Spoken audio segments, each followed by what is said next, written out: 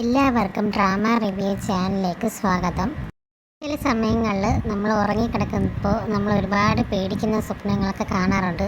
ആ സ്വപ്നത്തിൽ നമ്മൾ സ്റ്റക്കായി പോകാറുമുണ്ട്. നമ്മൾ എത്ര ആ സ്വപ്നത്തിൽ നിന്ന് എണീക്കണമെന്ന് വിചാരിച്ചാലും നമുക്ക് കണ്ണു തുറക്കാനോ ആ സ്വപ്നത്തിൽ നിന്ന് രക്ഷപ്പെടാനോ നമുക്ക് കഴിയില്ല. ഒരു തരം സ്ലീപ്പ് പാരലൈസ് പോലെ നമുക്ക് സംഭവിക്കാം.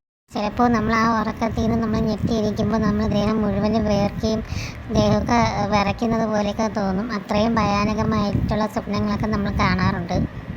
എനിക്കങ്ങനെ പണ്ട് സംഭവിച്ചിട്ടുണ്ട്. ഞാൻ ഇതുപോലെ ഒരു ഹൊറർ സിനിമ കണ്ട് കിടന്ന് ഉറങ്ങുന്ന സമയത്ത് ഇതുപോലെ വളരെ പേടിപ്പിക്കുന്ന ഒരു സ്വപ്നം കാണുകയും അതിൽ നിന്ന് എണീക്കാൻ വേണ്ടി ഞാൻ ഒരുപാട് ശ്രമിച്ചിട്ടുണ്ടായിരുന്നു. പറ്റാതെ ഒരു സ്റ്റക്കായി പോയ അവസ്ഥയിലായിരുന്നു ഞാൻ. കുറച്ച് കഴിഞ്ഞിട്ടാണ് എനിക്ക് അതിൽ നിന്ന് ഒന്ന് റിക്കവർ ആവാൻ പറ്റിയത്. എൻ്റെ ദേഹം മുഴുവനും വിറയ്ക്കുന്നുണ്ടായിരുന്നു. കുറച്ച് ദിവസത്തേക്ക് എനിക്ക് ഒറ്റയ്ക്ക് കിടക്കാൻ തന്നെ ഭയങ്കര ബുദ്ധിമുട്ടായിരുന്നു.